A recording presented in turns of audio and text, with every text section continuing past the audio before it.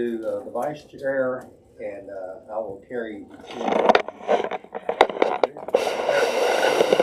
House Bill 153 by Representative. All righty. Some key talking points I want to make about this. This is an opportunity for us to enter into a public-private entity in which we provide services for veterans through a resource center. Several things we've talked about that would make it effective. We believe it would help the Alabama Department of Veterans Affairs in reaching veterans, and we think it can provide some services that would either be life-saving and certainly improve the quality of life. I've got a representative of the power company here today who wants to talk about their part in that, and at this time I'd like to call R.B. Walker. Thank you, Chairman Oliver, Acting Chairman Pascal. Gavel looks good on you, sir. I'm R.B. Walker. I represent Alabama Power Company, and I'm not here to talk about energy or economic development, which is what I'm usually pestering y'all about.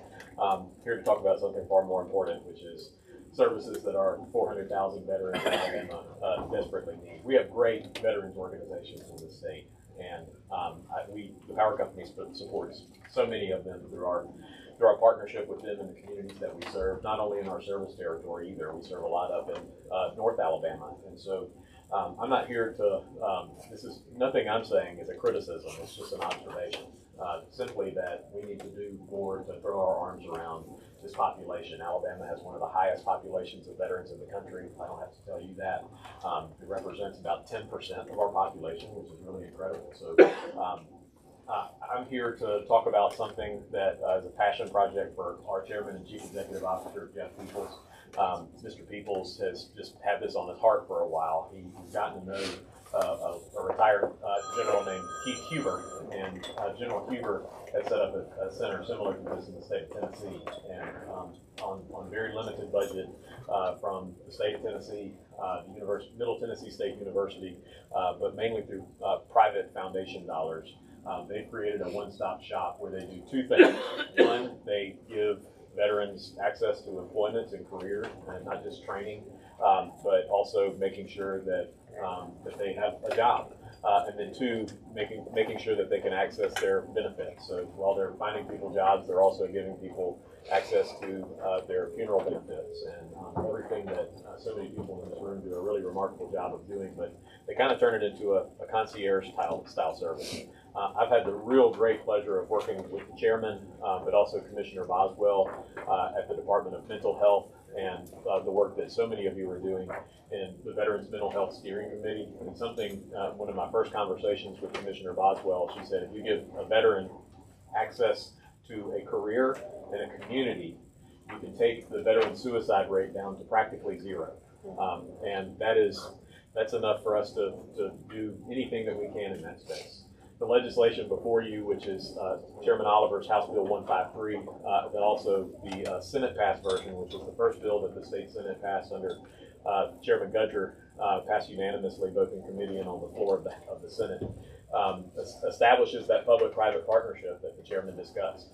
We think that public-private partnership should lean into what the public sector is good at, which is casting a vision and having access to the men and women who have served our country and the resources that we can offer them, and with what the private sector is good at, which is kind of long-term management and long-term execution of a program like this. The legislation establishes that public-private partnership. We are actively engaged in raising funds for it from the private sector. We've had an overwhelming amount of support from the state's corporate community, because they really want to do anything they can to not only support our veterans, our servicemen and women and their families, but also anything that they can do for you in this committee specifically to give that population the resources that they need in order to be successful, productive members, and have that career and have that community, because that overall wellness is something that is critically important. One final thing that I'll say is this is part of the Alabama Military Stability Commission's package of bills. We're deeply honored by that, because I'll tell you, that group takes a hard look at every bit of policy that comes before it, just like this Veterans Mental Health Steering Committee did. So not only do we have the support of the Mental Health Steering Committee, but the Alabama Military Stability Foundation and Commission and the work that they're doing. So we're honored to be a part of this ecosystem and continue to amplify the good work that not only this committee has done, but all of the veteran services organizations around the state. I've had great conversations with the new leadership at the Alabama Department of Veterans Affairs, and they have said, look, our mission is to do anything that we can for veterans, and certainly this falls in line with that. So, Mr. Chairman, if that kind of covers you, I'm happy to stand for That's great. questions. Thank you for your work. Okay. At the appropriate time, I have an amendment. Okay, all right.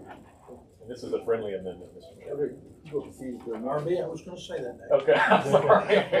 Anyways, I this thought you told me amendment, to say. it's simple, it's replace line 253 on page 10 with the following: the board is subject to the Alabama Open. Basically removes the word is not to is. Okay, we have a. Chairman, I second. Second, okay. All right, any discussion? Seeing none, all in favor say aye. Aye. All opposed say the same. All right, motion carries. All right, and you still hold the chair. We'll bring up Senate Bill 70. Okay, well. We gotta vote. Okay, any further discussion on, HB 153? Any further discussion? Seeing none, I will entertain a motion for a favorite report.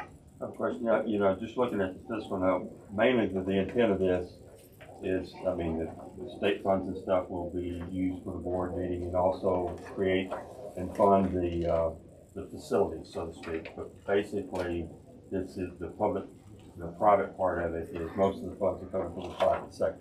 Is that correct? Over time, yes, sir. The governor sent her budget over, and we worked with the chairman and the speaker on a very generous appropriation to kind of get the startup costs. But our goal is to make this self-sustaining through private sector funds. What was the amount? It's, the one that the governor sent over is $5 million.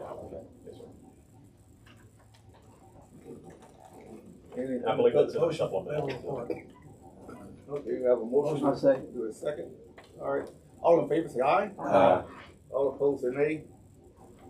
HB 153 receive a favorite report. Good job, Mr. Chairman. I appreciate it. You're good. You have no idea how hard this is. Get the gavel back. All right, you're making the chair Senate Bill 70.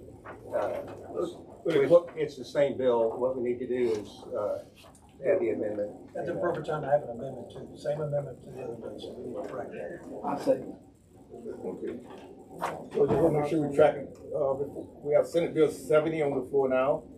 We have a amendment to offer. All right, the same amendment, it's replace line 245 on page 9 with the following: the board is subject to the Open Act. Same as the other bill. We have a motion. Do we have a second? Any discussion? Seeing none, all in favor say aye. Aye. All opposed say nay. Amendment carries. Okay, so now we're back on the bill itself, Senate Bill 70. Do we have a motion for a favorite? I have a motion for a favorite report, including the amendment, and I just want to say thank you for your service. Awesome, okay, great. We got a second? Okay. All in favor say aye. Aye. All opposed say nay. Motion carries. Senate Bill 70 receive a favorable report, Mr. Chairman. All right, I got the yellow back. House Bill 153, Alabama Veterans Resource Center and board created to assist veterans. Oh, I'm sorry. Keep the gavel. Yeah, you Give it back. Like I said, this is way harder, and this is our first meeting of the year, so it's a little rusty, and I apologize for that. So you keep it. There you I'll go. put this over this side there. Would the clerk call up House Bill 153? I'm sorry, 154, by Representative Oliver. All right, on 154, because we're taking a little more time, we're going to slow this down and give everybody a chance to respond. So we're going to hold this bill up and not voting on it today. What we are going to do is offer people the opportunity to speak, people who signed in, and as the acting chairman so allocates, we will hear you. Time permitting, we will get to another bill we're going to try to vote on after we get finished. But, right now, we'll go ahead and hit this bill. You want to do a 30-second synopsis of the bill? And then I will. We can do that if,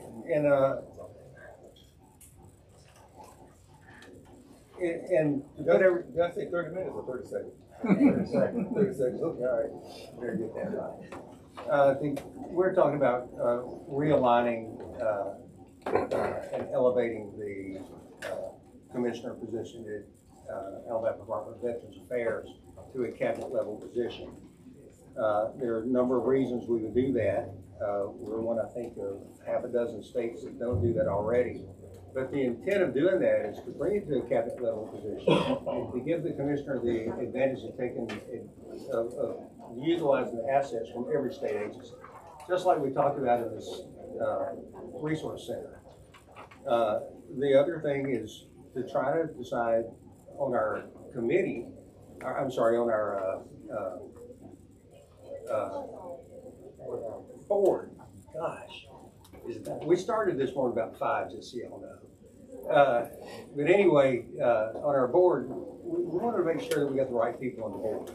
So that's a big deal. So we'll slow this up a little bit. We'll have some discussions. We'll see which groups, whether it's VFW or MOAA or any of the 9 boards, how we get them represented, so that veterans do have their voice on that board.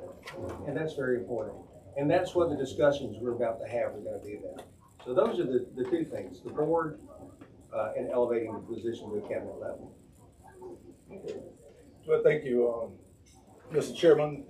Before we begin with the public hearing, I just want to go over just a couple of house rules, just normal protocol.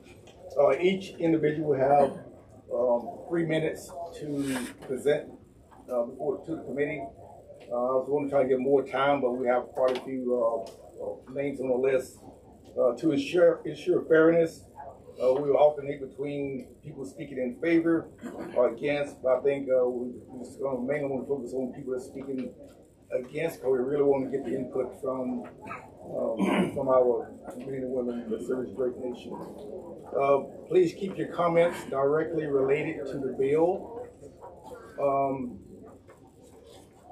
I don't think we have a problem with this issue, but I want to make it clear that personal attacks or inappropriate behavior would not be tolerated. If for some reason that occurs, we will ask you to leave the committee room.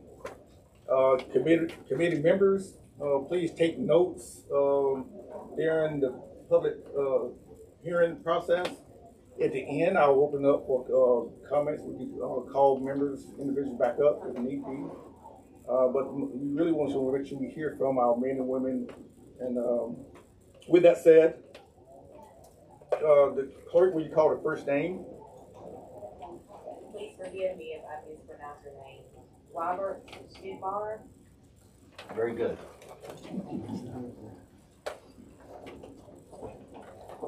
Chairman Oliver, Vice Chairman Pascal, members of the committee, thank you for the opportunity to testify before you today on House Bill 154. I am Robert Schmidbauer, the legislative officer of the Department of Alabama Veterans of Foreign Wars. I'm proud to represent our 15,000 plus members, and as it states in our organization's mission statement, all veterans, military, and our communities.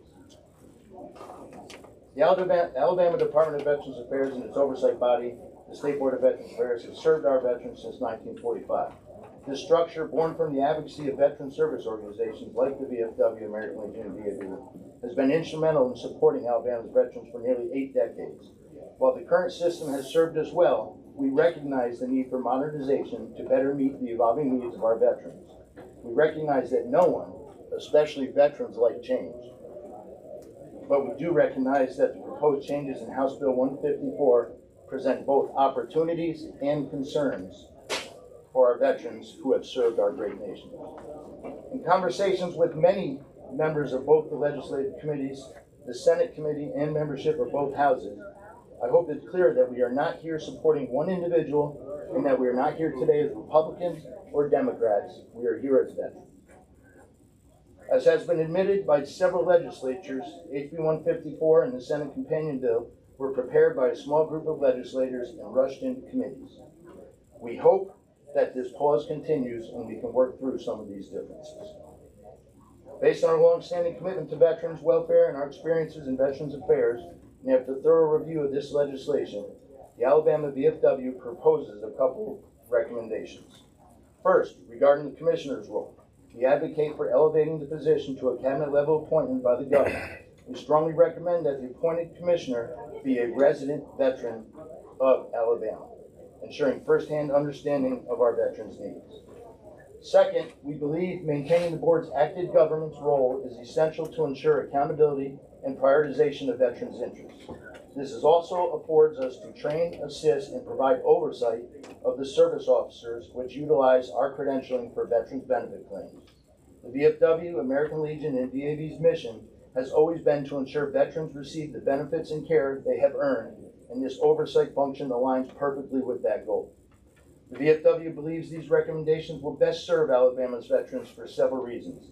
Elevating the commissioner's role will potentially increase the ADA's influence in state government, leading to better coordination and resources for veteran services. They preserve the crucial link between VSOs and the ADVA, ensuring the veterans' voices continue to guide policy and operations. Maintaining the VFW, American Legion's, and VAV's presence on the board aligns with our mission to ensure veterans receive the benefits and care they earn. In conclusion, the Alabama VFW urges this committee to consider our recommendations as you deliberate on this bill and continue to work with us. These changes will enhance the ADVA's ability to serve our veterans while maintaining the essential involvement of veterans organizations in its government. We stand ready to work with you to implement these improvements and to continue our long-standing advocacy. Thank you for your time and consideration. I am complete pending your questions. We reserve them to the end. I do have one question. Now, what branch of service?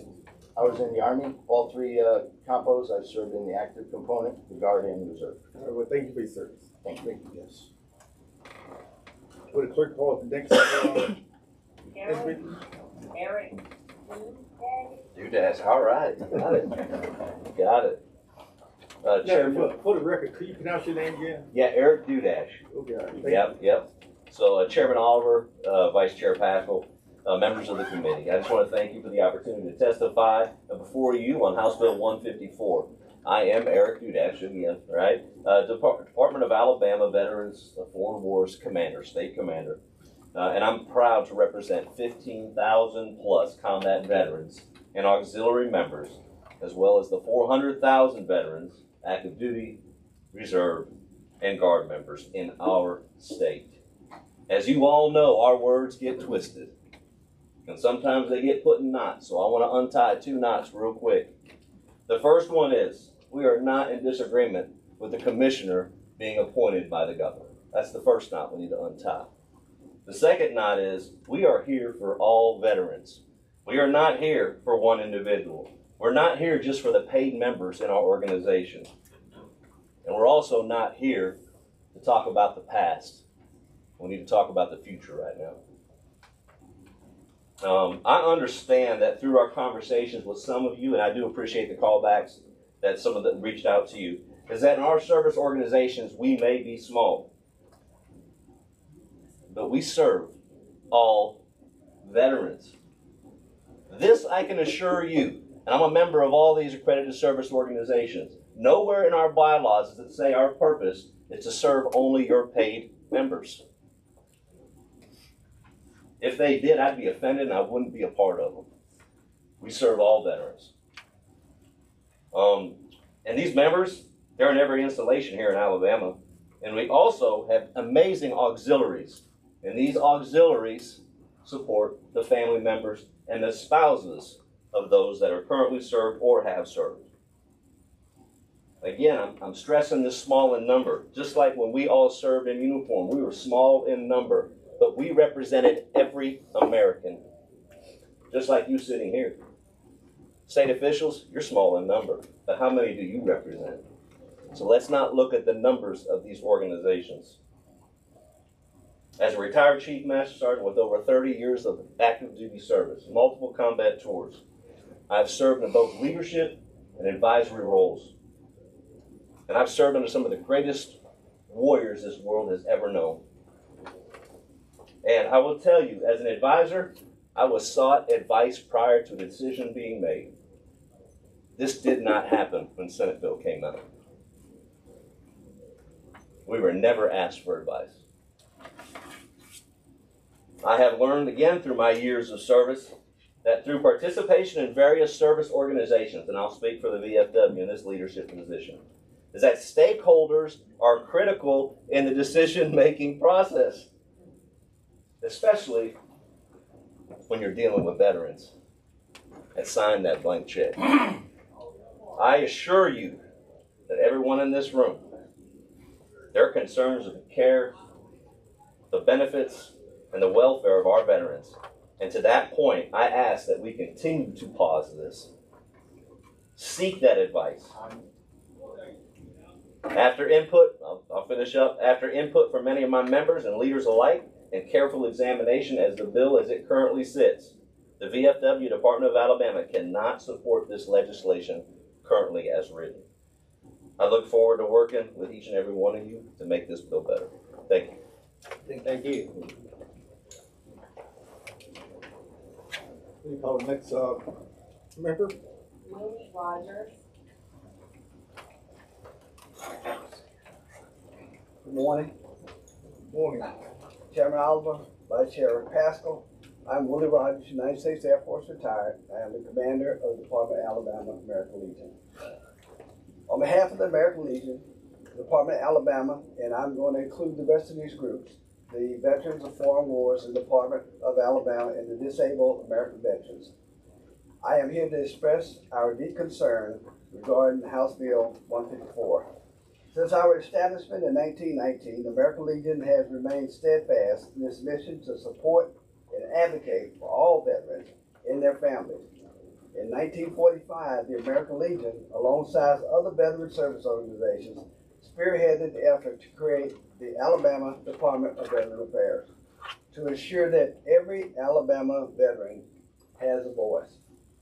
We all understand change is inevitable and can be challenged, but our job as the American Legion is to serve veterans, their families, and our communities.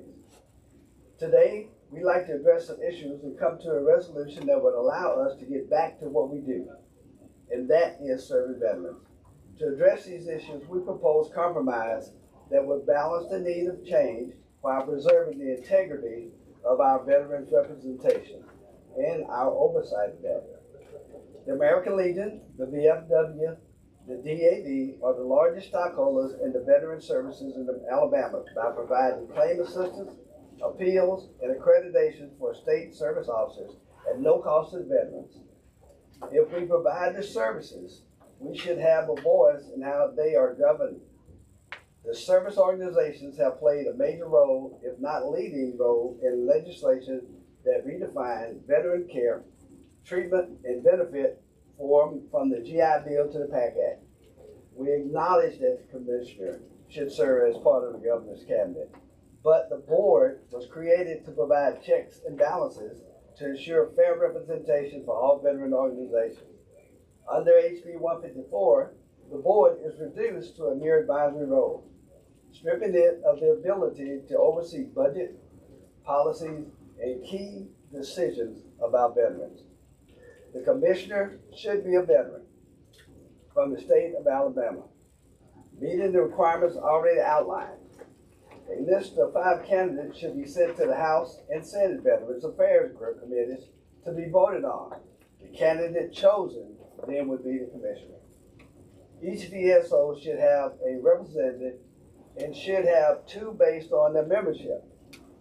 1 should be chosen by the organization and the other by the governor or the commissioner based on qualifications from the list provided by the respective veterans organization, rather than allowing appointment solely from the governor. The other vacancies on the board can be filled as outlined by the bill.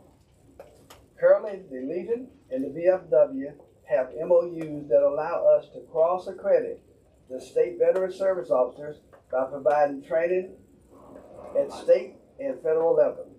The Legion has over 25,000, and that is a plus number, that is a real number, powers of attorney from veterans in the state that we represent for claims and appeals. These veterans are not Legion members, most of them, but we still represent them. The State Board of Veterans Affairs should retain oversight of the Commissioner's budget and be granted review authority to ensure financial transparency and accountability. The board should elect the chairman and the chairman, vice chairman.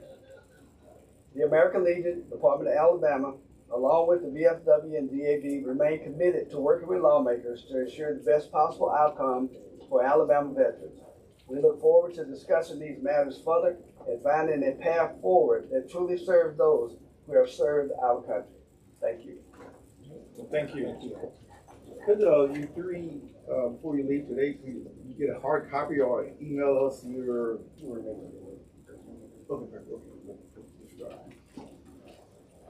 call the next individual. Chad Richmond. Good morning.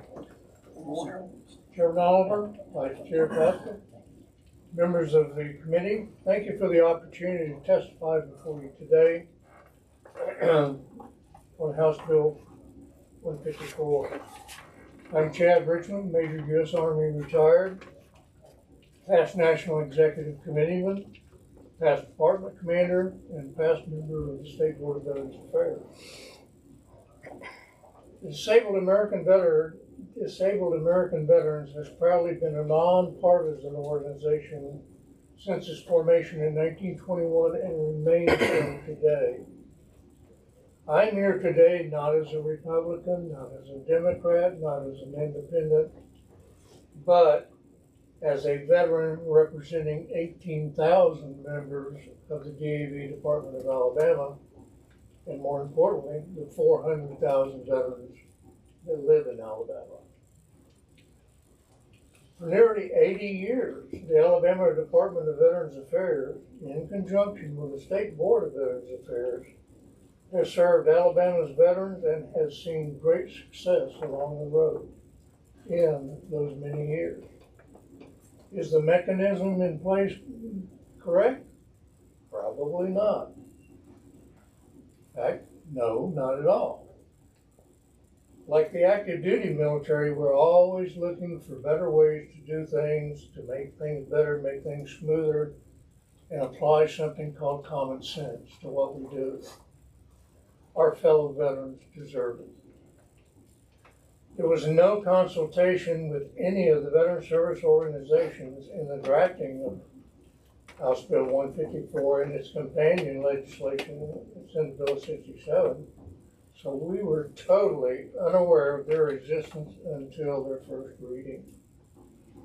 After input from many of our members and leaders alike, our fellow VSO leadership, and careful examination of this bill, the DAV Department of Alabama cannot support the legislation as originally written, but we do believe it can be modified to better support Alabama's veterans.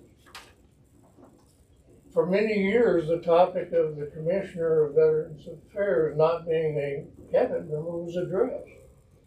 There were those that opposed it, there were those that thought it was great. It makes good sense for the Commissioner to be a cabinet member, as he or she would have instant access to the governor and to the cabinet. And that's so very important, and with many of the things that come up in veterans issues is having that crossover. However, we would like to see the relationship between the Commissioner and the board remain the same or awfully close to it. It is, that has proven to be a very good relationship throughout those 80 years of partnership with veterans, he's losing my voice. It has also provided a great system of checks and balances on the approval of project improvement, new projects, and the budget. No one person made those decisions and recommendations in the past, and it should remain so. It has also provided each of the veteran service organizations and its members a sense of ownership. It has been a great partnership. We believe that the State Board of Veterans Affairs should continue to be made up of the non-veteran service organizations that are currently members, with each organization authorized at least one member. Selection for membership should remain as it currently is by law, requiring the VSO to submit 3 names for that board member to the governor's appointment secretary for the governor's selection and appointment. We, the VSO, should have a say in who our board representatives are. The DAV Department of Alabama urges this committee to consider these recommendations as well as those from our comrades in the VFW and the American Legion to continue to serve Alabama's heroes in all their needs and assistance they so rightly deserve. Thank you for your time and consideration, and I'll be glad to answer any questions. Thank you. Thank you. Will the clerk call for the next individual? Mike Dow. Takes the camera away when I get up. I'm Mike Dow. I'm a three-tour combat veteran from Vietnam. And, you know, we came back and it was kind of, we don't care about these guys. It kind of hurts a little bit. So I'm so appreciative of all of this coming together right now. I think we have a chance to do something you can be proud of and a chance to do something we need. There aren't just 10,000 veterans out there. In my family, my father came back an alcoholic from the military, deserted my family. I grew up in foster homes, and my mother suffered a nervous breakdown. And I went to Vietnam for 3 terms as a machine gunner, okay? Now, I've got one brother who called me from the Veterans Hospital in Gulfport and says, Mike, they said I got severe pneumonia. He had Agent Orange in Vietnam. And the doctor said, I'm sorry I told you pneumonia. It's really Agent Orange cancer. And he died 2 weeks later. Another brother of mine, Steele, had the Desert Storm syndrome. So his bone joints started deteriorating. He had muscle problems. His spine started cracking. And they had him on so much morphine, he was about to die. And we had to go to court to keep him from getting too much morphine. So it's not just a veteran. They've got brothers and sisters, they've got mothers and fathers, they've got extended family. There's about 25% of our state that is somehow tied closely to a veteran. They can see this kind of suffering. And sometimes the suffering is silent. It's not just a bullet wound. I've got friends, but I lost a lot of friends. I was in one battle where there was 120 men and 80 of them were killed. And you bring all this stuff back with you when you come home. Okay. And I got an MBA, and I was able to start a company on a $10,000 loan, listed the company in the New York Stock Exchange, and sold it to Minolta. And I hear that we need more business people involved in the veteran side of things.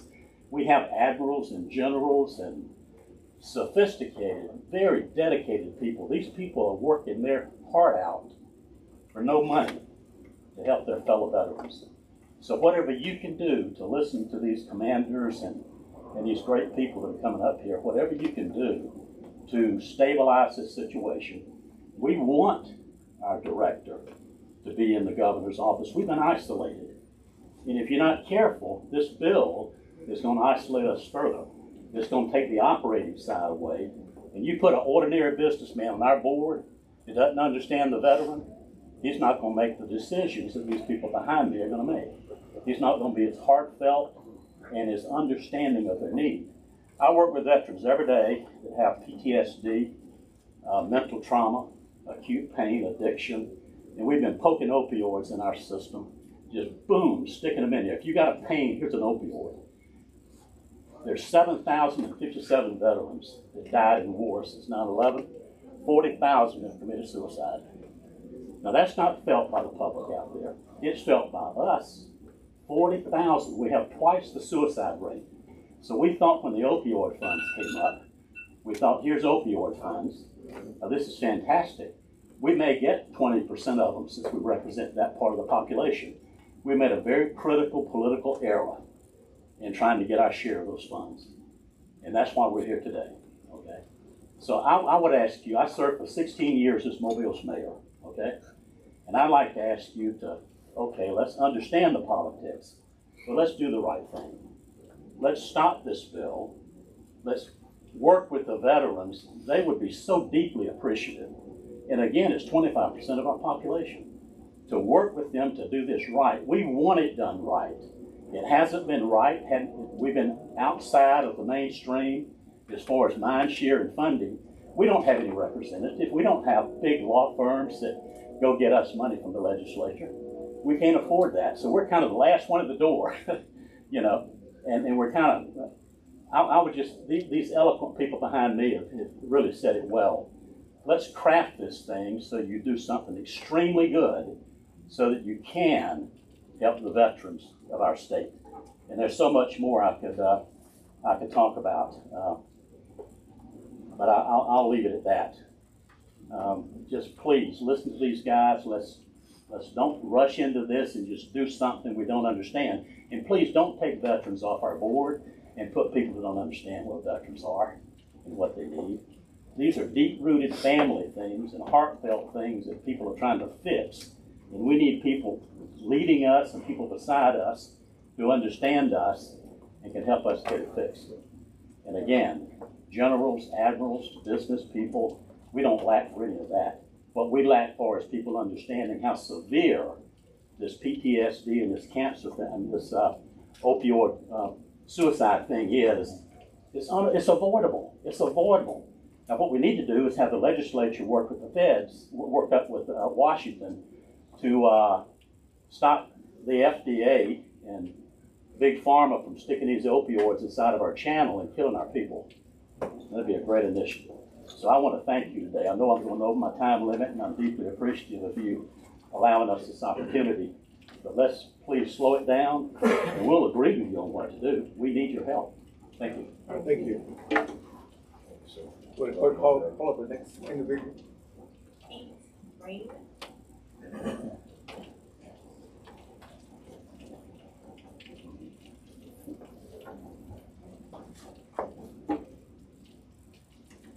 Chairman Oliver and committee members, thank you for affording me the opportunity to address this committee about this issue that is vitally important to all the Alabama veterans. I currently serve as the president of the Alabama Council of Military Officers Association of America. We represent over 12,000 members statewide, and we defend the interests of more than 400,000 Alabama veterans and their families, most of whom are active voters. And I just want to interject also that with all of these organizations here, we may have a little bit different views, but we have one singular mission, and that is to best care for our veterans. We are united in that. A group of far-sighted Alabama veterans returning home from World War II were concerned about how best to serve the unique needs of thousands of their fellow warriors returning from a long and gruesome war. They wanted to ensure the state of Alabama met those needs and was directly accountable and responsive to Alabama veterans. So working with legislators, they crafted the framework of the current Alabama Department of Veterans Affairs and State Board of Veterans Affairs. Since 1945, the ADVA has worked to provide the services that meet the needs of the state's veterans. In the last 5 years particularly, the ADVA has been highly effective, providing services to thousands of Alabama veterans, opening veterans service offices in almost every county, building a much needed new veterans home, and working with private organizations to finally deliver sorely needed mental health services to Alabama veterans. In its current configuration, the State Board of Veterans Affairs is comprised of 16 members nominated by various veterans service organizations and then approved and appointed by the governor. These veterans serve selflessly as volunteers to ensure the specific needs and the unique perspectives of veterans are addressed by the ADVA. This diverse group of men and women come from across the state, and they represent every demographic and political party. The ADVA and the SBVA have served our veteran community well, precisely because they were created to be nonpartisan and apolitical. The department and the board were intentionally designed to be independent of politics and the whims of changing administrations or different parties. Understandably then, Alabama veterans were surprised last week when SB 67 and HB 154 were introduced to completely overhaul what is perhaps the only state agency currently satisfying its constituents. We veterans were displeased to learn that the legislation strips the veteran service organizations of any role in nominating members of the SVBA and instead makes them all political appointees, 7 of whom to be directly appointed by the governor. In reality, this takes away our voices and direct input into matters directly affecting the well-being of veterans. We were further disappointed to learn that our input as veterans was not only not solicited, it was shunned. To the discredit of the Senate, the bill was rushed through committee and deprived veterans a chance to be heard.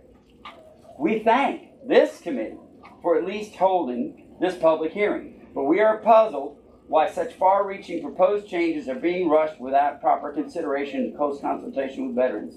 New legislation usually takes a session or two, so we ask, what is the rush? Alabama veterans are generally pleased with the ADVA and SBVA and the way they are structured, so why are we even considering an overhaul of a successful system? We are told we need more diverse veteran representation, but we already have diverse veteran representation. Go look at the current SBVA. We are told this change will make the ADVA more responsive. Does this body suppose that installing purely political appointees will make the ADVA more responsive than the oversight by the very veterans to be served? Alabama veterans are closely watching these proceedings, and they are not fooled. They see the governor's office and this legislature ramming this harmful legislation through at breakneck pace to make it law before the veterans can respond. This bill is bad for Alabama veterans, and the way it's being handled tells us the true intent is being hidden from us. From the viewpoint of Alabama veterans, this is retribution for standing up for our rights. This legislation is meant to silence veterans, asking for accountability and insisting we retain our rightful influence. Those are not good reasons to strip the SBVA of its oversight responsibilities and overhaul the ADVA. Like our founding fathers who drafted the Constitution, the Alabama World War II veterans who created the ADVA and the SBVA gave us a lasting institution that is effective and has successfully served Alabama veterans for 80 years. Alabama veterans do not see anyone in Montgomery now who knows better than those venerable World War II veterans. The SBVA is comprised of noble servants that should be retained as originally established. We ask the legislature to listen to Alabama veterans and drop this shameful effort to shut us out. Thank you for considering our passion plea, and we look forward to working with you to continue serving our wonderful Alabama veterans. Thank you for your comments. Clerk, will you call up, how many more? Call for the next individual. Call for the next person. Bill, Mako.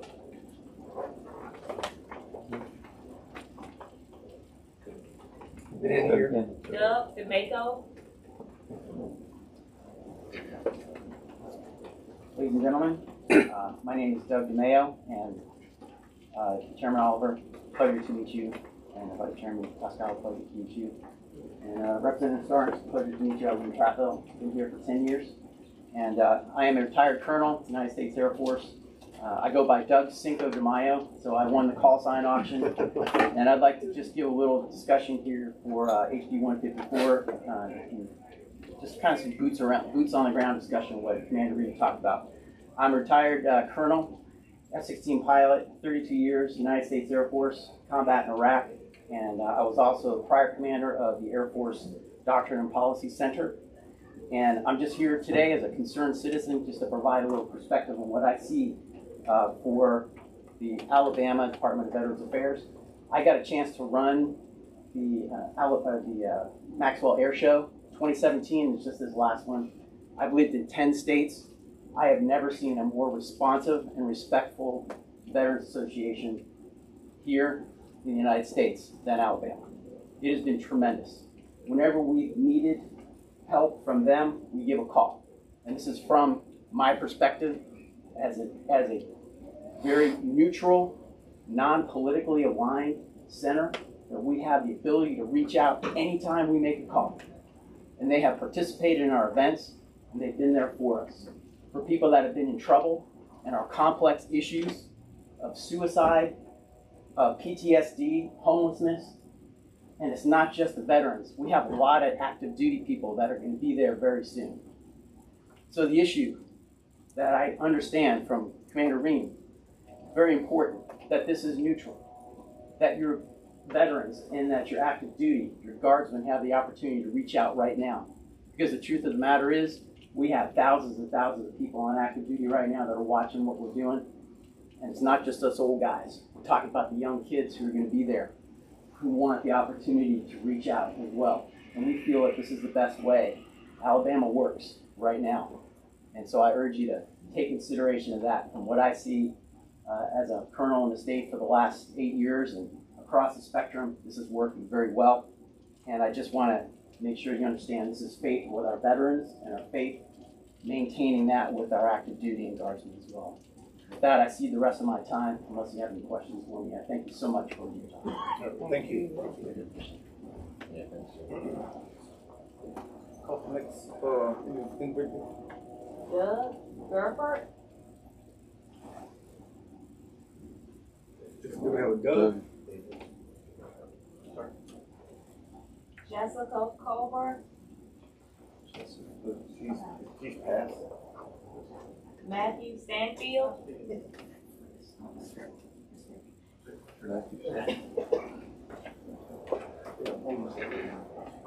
I can't hear you back in the room, sorry. Dave Burford. Is it Dave? Dave Burford.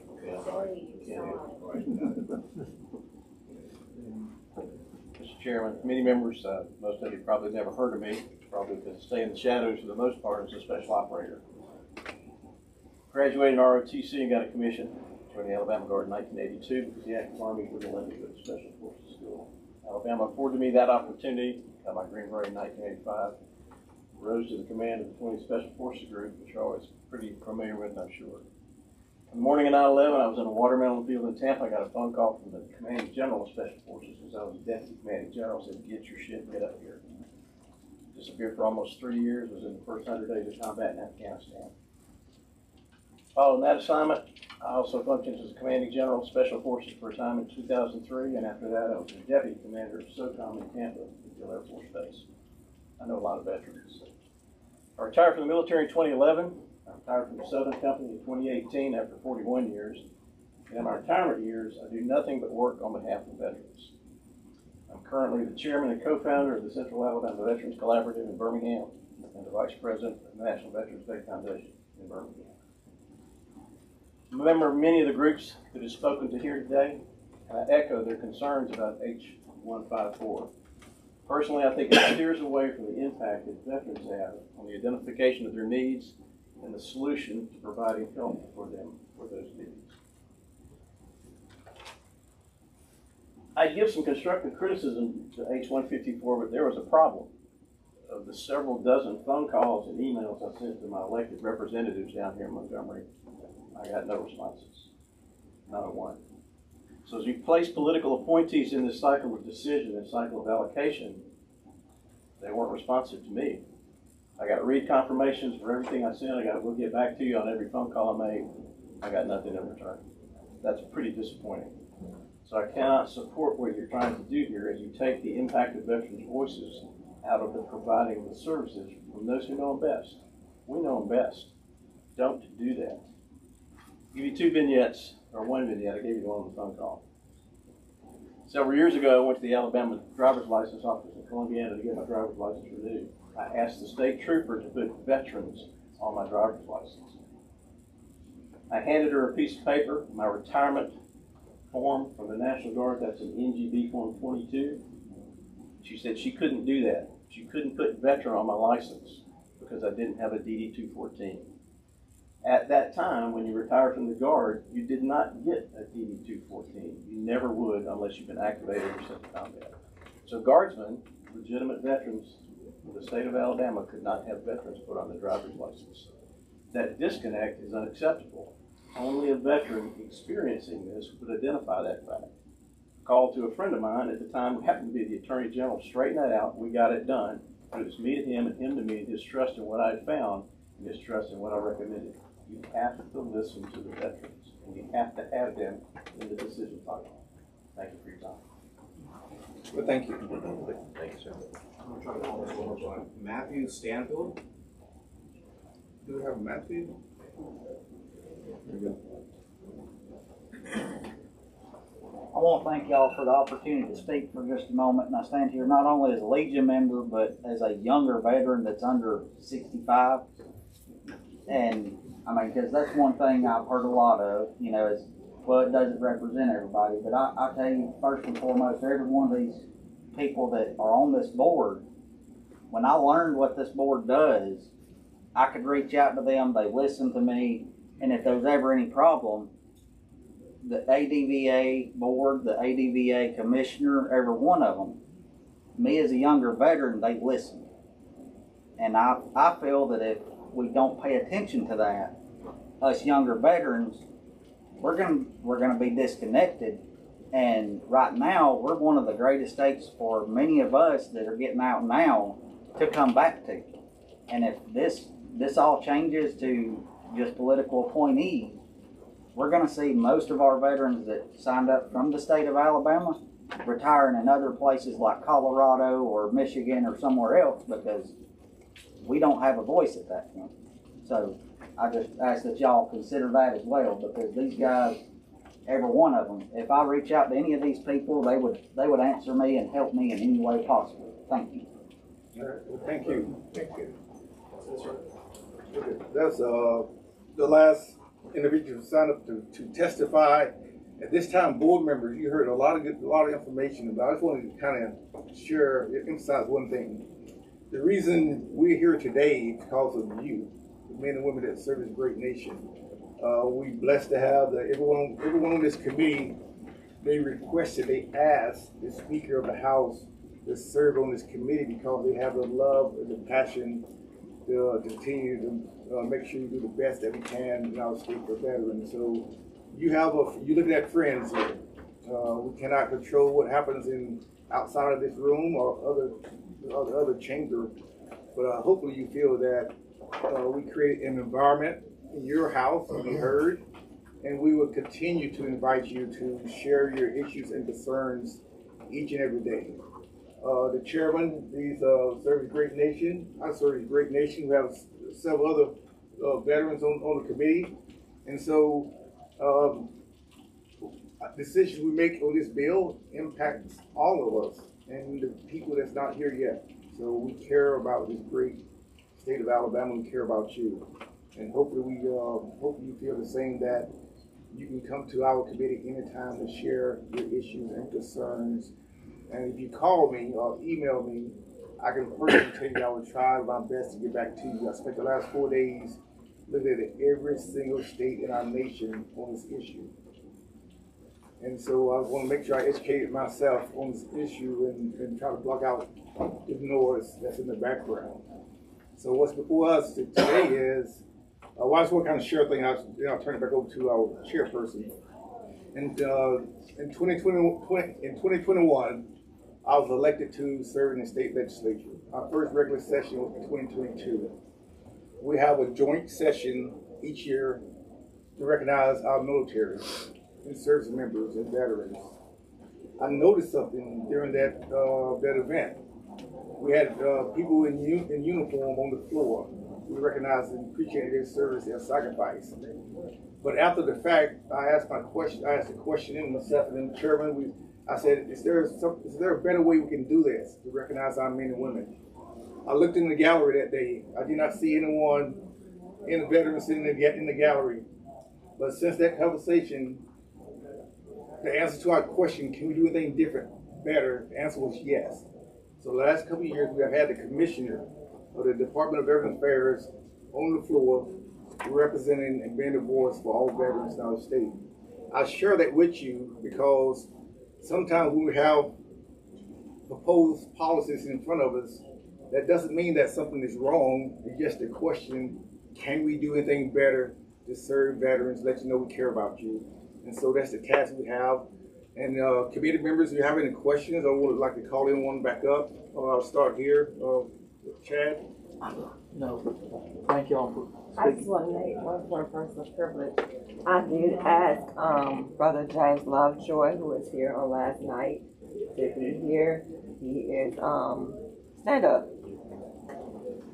This is someone I can call any day, time of night.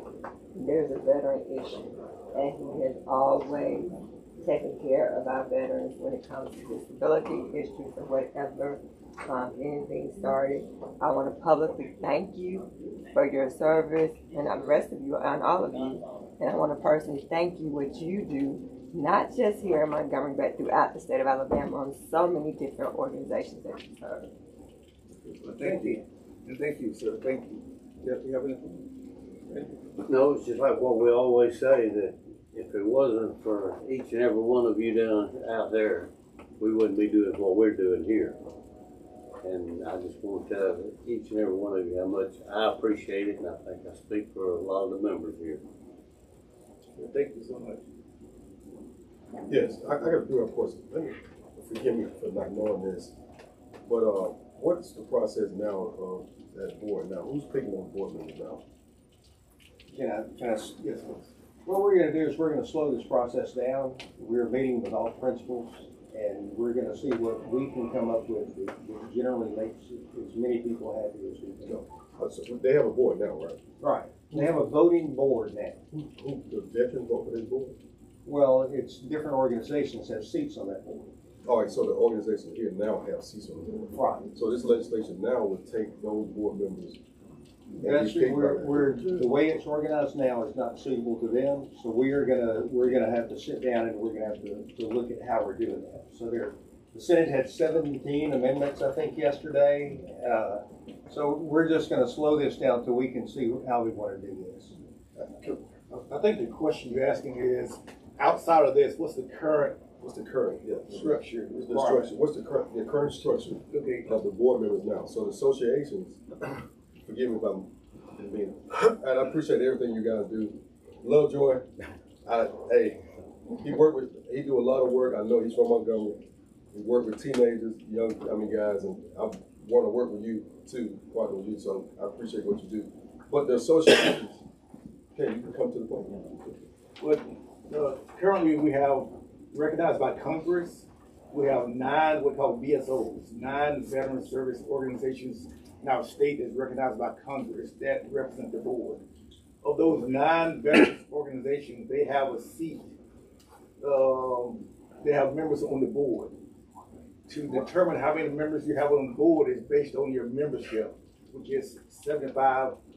For 7,500 each membership, you get a member on that board. Okay. For example, currently the American Legion has 3 members based on their memberships, and then you have a 3. I think the DAV, VFW, and so that's how you get to roughly about 15 members on the current board. But the concern that some people have shared with us that's not part of that membership, they were asking how can those veterans have a voice at the board? So the bill is trying to address that also. All right, because as written now, the governor gets 7.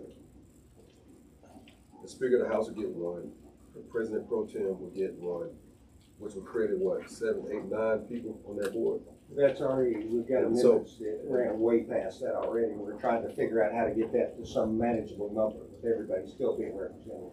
That's the most difficult part of this, is to not have a more than 17 member board and everybody still be represented. Thank you. First of all, just again say thank each of you for your service. You cannot say enough of that, cannot express that enough. Let me just address a couple of things that I maybe heard moving through here. First of all, you want to make sure you got a seat at the table with your heard and represented. I think that's extremely important. I don't think what I'm hearing is I think you, my friend, I can't remember your name. It's all good. It's all yeah, good. yeah. I'm kind of getting it up, but you're not necessarily opposed about making this a cabinet position. It's just making sure that you'll have a voice in that formation of that cabinet. Am I correct to that? Absolutely, sir. Okay. That was the main thing I wanted to ask. Yes. Okay. Jerry, you have anything? I don't have any questions, but I want to say I am a member of the DAB, the BFW, and American Legion. And I want to say thank you for coming and letting us hear a different perspective. Because the first thing I thought was it was great to have the governor appoint the director. And I truly believe that's the right thing to do. But the committee, y'all brought great points out, and I appreciate that. And thanks for your service. Appreciate you serving. And once again, please, I've been on that side of the podium before, where I have attempted to come in this building, and I felt that my voice was not allowed to express myself. As long as we're here, that would never ever happen in our committee. So once again, thank you for coming here today, and let's continue the dialogue. And once again, that's a lookout in August. I've been trying to get this picture for 3.5 years. This is your house, your building, so you work with any time.